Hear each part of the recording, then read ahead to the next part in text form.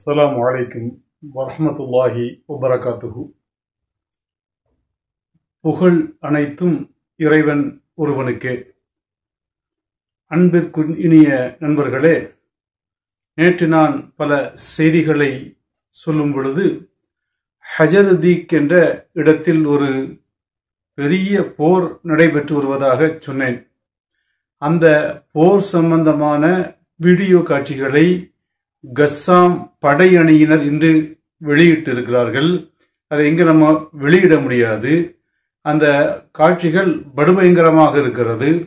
ஒரு 2 அல்லது 3 பேர் கொண்ட ஒரு போர்க்குழுவினர், கஸ்ஸாம் படையணியைச் சேர்ந்த போர்க்குழுவினர் தான் அந்த ஆபரேஷனை நடத்துகிறார்கள்.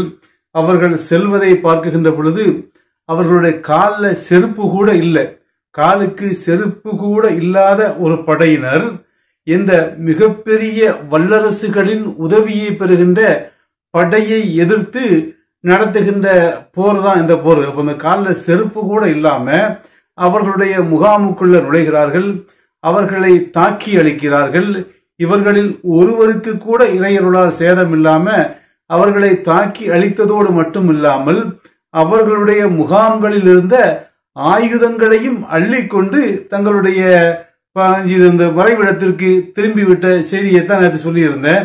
அந்த காட்சியை பார்க்கின்ற பொழுது உண்மையிலேயே இவர்கள் இறைவனுடைய உதவியை பெற்றவர்களாக இருக்கிறார்கள் என்பதனால தான் இப்படிப்பட்ட வெற்றிகளை படுபயங்கரமான சூழல், அப்படிதானே, இங்க மோதக்கூடிய படைகள் சாதாரண படை அல்ல, மிகப்பெரிய வலிமை பெற்ற படை, மிகப்பெரிய ஆயுத குவியல்களை வைத்திருக்கக்கூடிய படை, மிகப்பெரிய ஆதரவு தளங்களை இங்கு கொண்டிருக்கக்கூடிய ஆயுத ரீதியாக ஆதரவு தளங்களை கொண்டிருக்கக்கூடிய படையை எதிர்த்து இந்த சின்னம் சிறு படை சொன்னோம்லையா அதாவது ரொம்ப வசதிகள் குறைந்த ஒரு படை, ஒரு வலுவில்லாத ஆயுதங்களை கொண்டு மோதி இவ்வளவு வெற்றிகளை பெறுகிறார்கள் என்றால் அது உண்மையிலேயே நம்மை திகைக்க வைப்பதாக இருக்கிறது.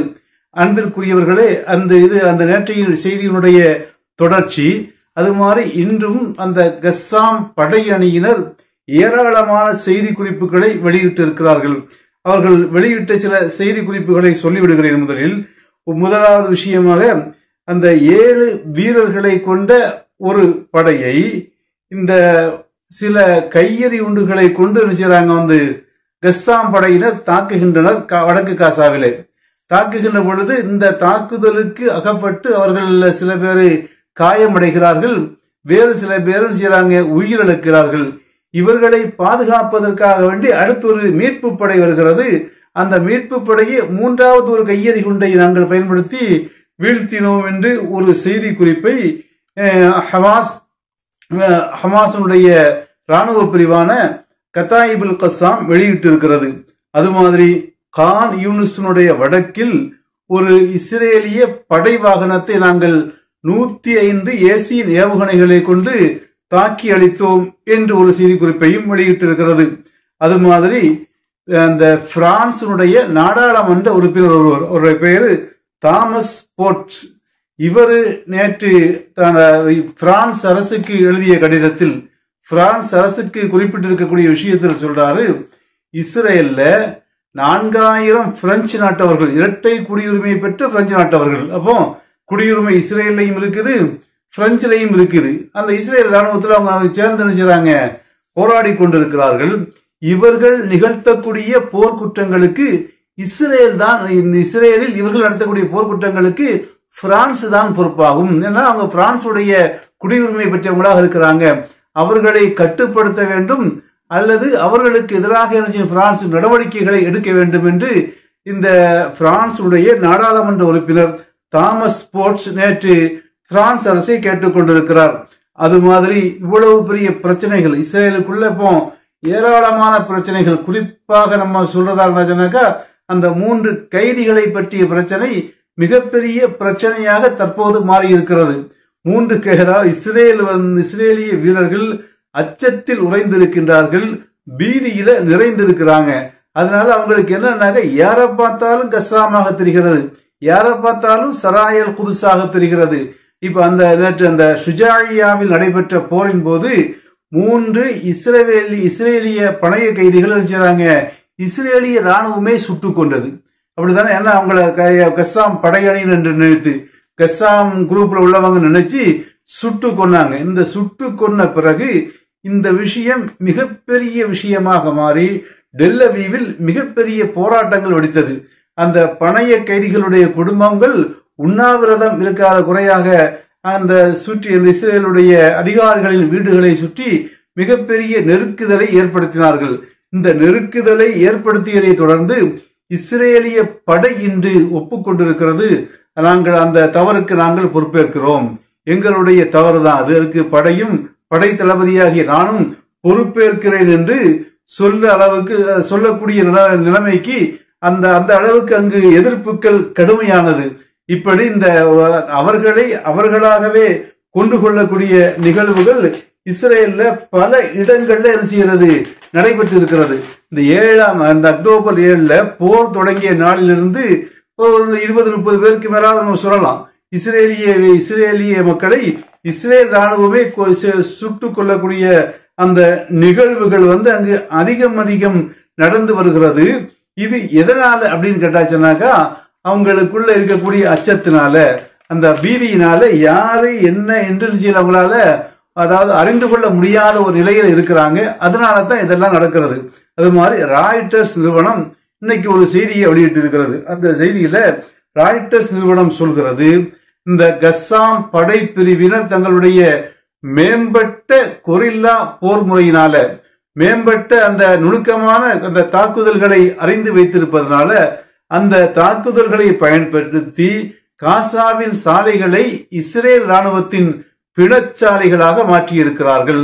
காசாவெங்கும் இஸ்ரேலிய ராணுவத்தின் பிணங்கள் குவிந்து கிடக்கிறது என்று ராய்ட்டர்ஸ் நிறுவனம் ஒரு செய்தியை சொல்லிவிட்டு மேலும் சொல்கிறது, இந்த கஸ்ஸாம் படை அணியினரிடம் ஏராளமான ஆயுதங்கள் இருக்கிறது, அவர்களுக்கு தேவையான வெடிமருந்துகள் காசாவிலேயே தயாரிக்கப்படுகிறது, அதுமில்லாமல் இவர்களுக்கு அவ்வப்போது தேவைப்படக்கூடிய அந்த இஸ்ரேலுக்கு வரக்கூடிய ஆயுதங்களை வாய்ப்புகளை பார்த்து நினைச்சாங்க கொள்ளையடித்து கொண்டு வந்து விடுகிறார்கள்.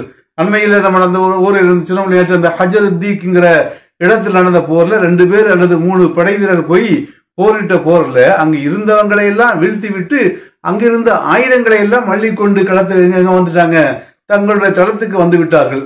அது மாதிரி ஒரு வாரத்துக்கு முன்னால் ஒரு செய்தியை சொன்னேன். ஒரு இடத்துல இந்த ஷுஜாயியால ராணுவம் மாட்டிக்கிட்டு இருக்குது, அவர்களுக்கு ஆயுதங்களை தரை வழியா கொண்டு வர முடியல, அவங்களுக்கு உணவுகளை தரை வழியா கொண்டு வர முடியல, அதனால விமானம் மூலமாக அந்த உணவுகளை போடுகிறார்கள், விமானம் மூலமாக ஆயுதங்களை இறக்கிறார்கள் சொன்னாலே அந்த செய்தி நான் சொன்ன செய்தி என்னுடைய வீடியோல இருக்கும். ஆனா அங்க என்ன நடந்ததுன்னாக்கா விமானத்திலிருந்து உணவுகளை போட்டான் இஸ்ரேலிய ராணுவம், அது மாதிரி விமானத்தின் மூலமா ஆயுதங்களை இறக்கலாம். ஆனா இந்த ஆயுதங்கள்ல பெரும்பகுதி கஸ்ஸாம் படையினர் கைப்பற்றி சென்று விட்டனர். ஆக பல வழிகளிலிருந்து அவர்கள் ஆயுதங்களை சேகரித்துக் கொள்கிறார்கள். அது மாதிரி ஆப்கானில் உள்ள அமெரிக்கா விட்டு சென்ற ஆயுதங்கள் இவர்களுக்கு கிடைத்திருக்கிறது. சிரியா, ஈராக் போன்ற பகுதிகளில் உள்ள இந்த அமெரிக்க தளங்களில் உள்ள ஆயுதங்களை எல்லாம் கொள்ளையடித்து கொண்டு வந்து விட்டார்கள், புகைப்பற்றி கொண்டு வந்து விட்டார்கள். அதனால ஆயுதத்துக்கு தற்போதைய நிலையில இவங்கள்ட்ட இல்ல, பஞ்சம் இல்ல, நிறைவான ஆயுதத்தை வைத்திருக்கிறார்கள். அது மாதிரி அவர்களுடைய அந்த நெட்வொர்க் இருக்கு இல்லையா, அந்த அந்த குகையினுடைய வலைப்பின்னல், சுரங்க வலைப்பின்னல் இருக்கு இல்லையா, இது பற்றி இன்னைக்கு வரையில் இஸ்ரேலுக்கு புரிய முடியல. அப்ப அவங்க ஆயுத பலத்திலேயும் சிறந்து மேம்பட்டு இருக்கிறாங்க.